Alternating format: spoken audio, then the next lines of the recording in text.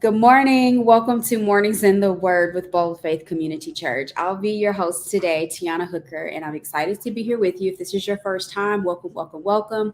We are doing the Chronological Bible Reading Plan. We are on day 175, and today we'll be getting into Second Chronicles chapters 10, 11, and 12. And of course, we're reading out of the New Living Translation. If you want to know more about what we're doing at Bold Faith Community Church, you could always go over to boldfaithchurch.org. We are here for Mornings in the Word, Monday through Friday, 7 a.m. Eastern. And of course, you can catch a powerful word from Pastor Courage Molina on Saturdays at 8 a.m. Eastern. And we would love to have you. Without further ado, let's get in the Word so the Word can get in us. Rehoboam went to Shechem, where all Israel had gathered to make him king. When Jeroboam, son of Nebat, heard of this, he returned from Egypt, for he had fled to Egypt to escape from King Solomon. The leaders of Israel summoned him, and Jeroboam and all Israel went to speak with Rehoboam. Your father was a hard master, they said. Lighten the harsh labor demands and heavy taxes that your father imposed on us, then we will be your loyal subjects. Rehoboam replied, Come back in 3 days for my answer. So the people went away. Then King Rehoboam discussed the matter with the older men who had counseled his father Solomon. What is your advice? He asked. How should I answer these people? The older counselors replied, If you are good to these people and do your best to please them and give them a favorable answer, they will always be your loyal subjects. But Rehoboam rejected the advice of the older men and instead asked the opinion of the young men who had grown up with him and were now his advisors. Can we say our yes crowd? That's what that sounds like to me. What is your advice? He asked them. How should I answer these people who want me to lighten the burdens imposed by my father? The young men replied, This is what you should tell those complainers who want a lighter burden. My little finger is thicker than my father's waist. Yes, my father laid heavy burdens on you, but I'm going to make them even heavier. My father beat you with whips, but I will beat you with scorpions. 3 days later, Jeroboam and all the people returned to hear Rehoboam's decision, just as the king had ordered. But Rehoboam spoke harshly to them, for he rejected the advice of the older counselors and followed the counsel of his younger advisors. He told the people, My father laid heavy burdens on you, but I'm going to make them even heavier. My father beat you with whips, but I will beat you with scorpions. So the king paid no attention to the people. This turn of events was the will of God, for it fulfilled the Lord's message to Jeroboam, son of Nebat, through the prophet Ahijah from Shiloh.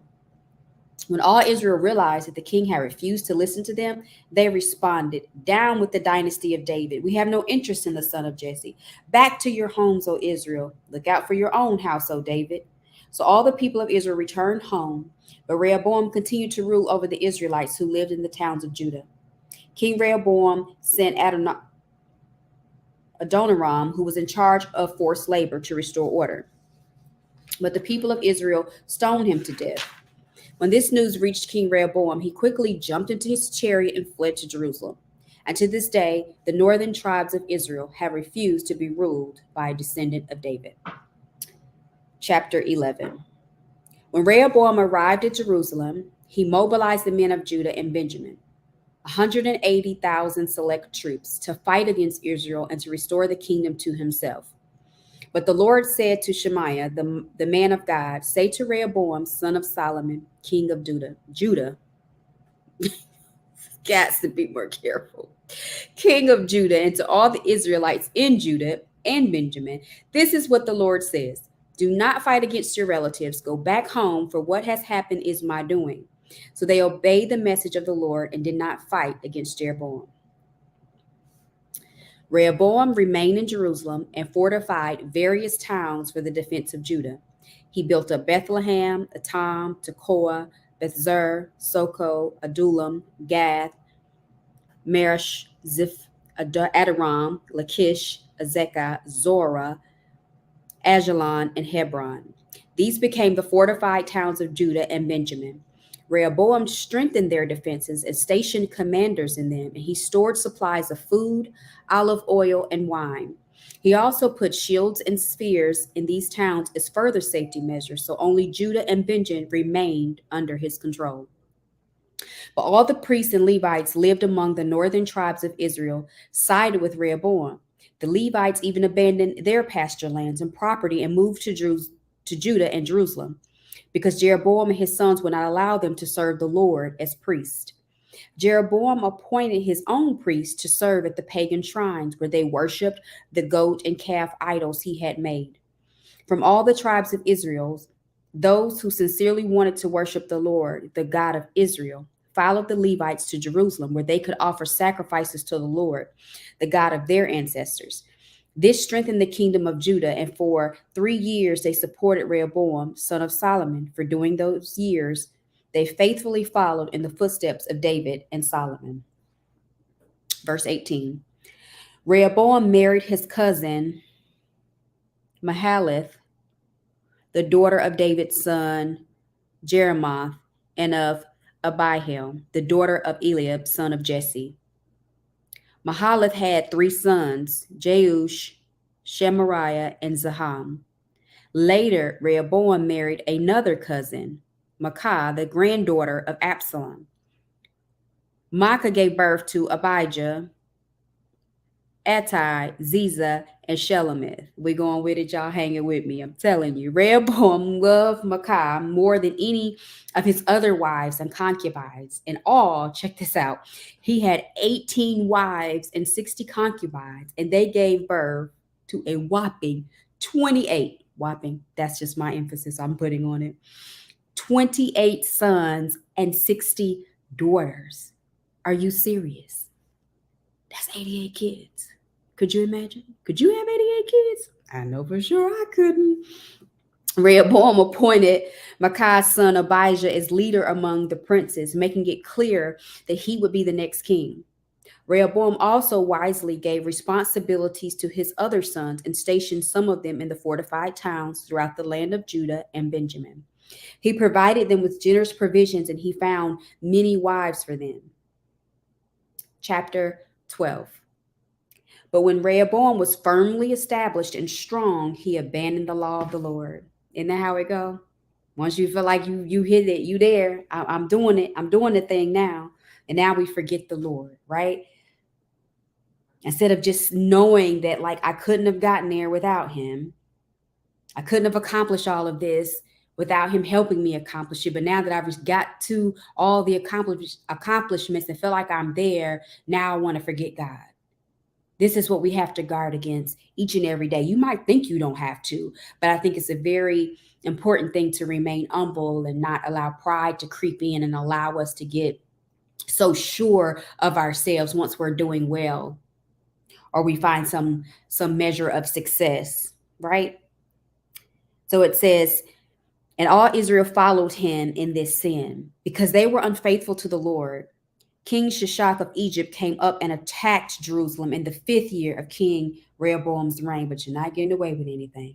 He came with 1,200 chariots, 60,000 horses, and a countless army of foot soldiers, including Libyans, Sukkites, and Ethiopians. Shishak conquered Judah's fortified towns and then advanced to attack Jerusalem.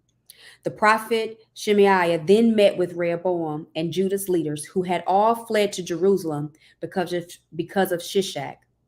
Shemaiah told them, "This is what the Lord says. You have abandoned me, so I am abandoning you to Shishak." Then the leaders of Israel and the king humbled themselves and said, "The Lord is right in doing this to us." There's that humility that if they just had maintained it at the beginning, wouldn't be going through this. But nevertheless, they recognize it now, and they understand that God has imputed what is right, what is just. When the Lord saw their change of heart, he gave this message to Shemaiah: "Since the people have humbled themselves, I will not completely destroy them and will soon give them some relief.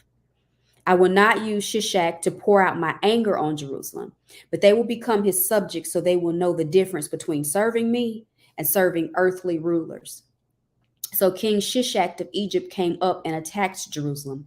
He ransacked the treasuries of the Lord's temple and the royal palace. He stole everything, including all the gold shields Solomon had made. King Rehoboam later replaced them with bronze shields as substitutes, and he entrusted them to the care of the commanders of the guard who protected the entrance to the royal palace.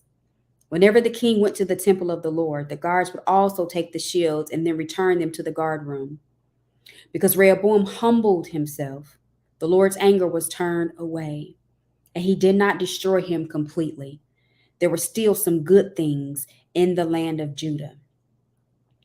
So we see that when he humbled himself, then that's when the Lord's anger turned away and he didn't completely destroy him.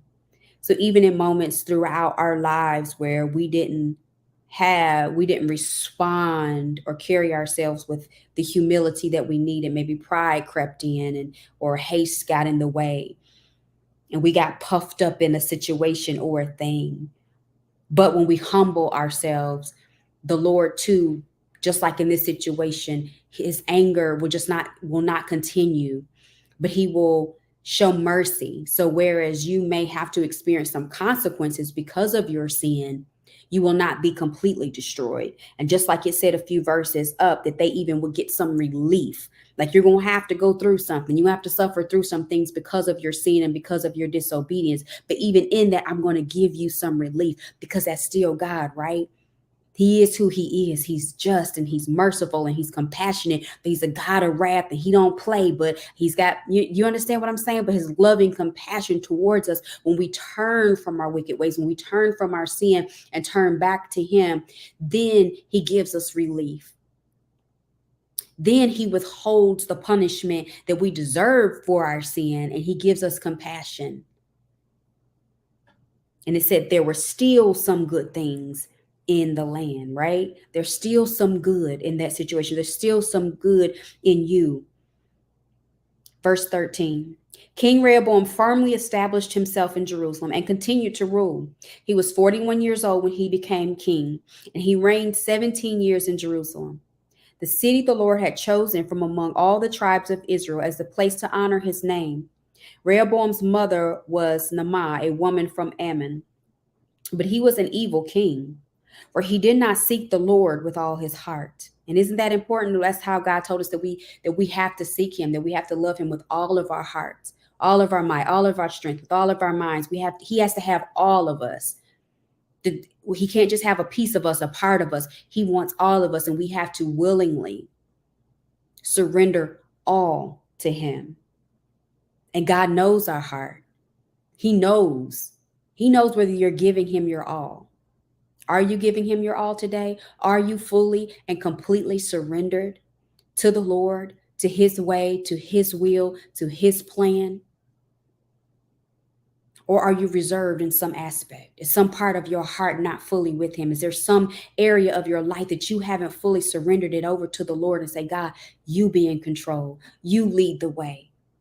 Whatever your will is, God, that I will do. Verse 15. The rest of the events of Rehoboam's reign from beginning to end are recorded in the record of Shemaiah the prophet and the record of Iddo the seer, which are part of the genealogical record. Rehoboam and Jeroboam were continually at war with each other.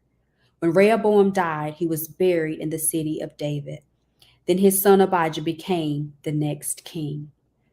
We did it, fam. We got through 3 chapters of 2nd Chronicles, chapters 10 through 12. So excited to have been in the Word with you today. I'm wishing you a very blessed and wonderful, powerful, and productive day. And thank you for spending your morning in the Word. Until next time, be blessed and be well.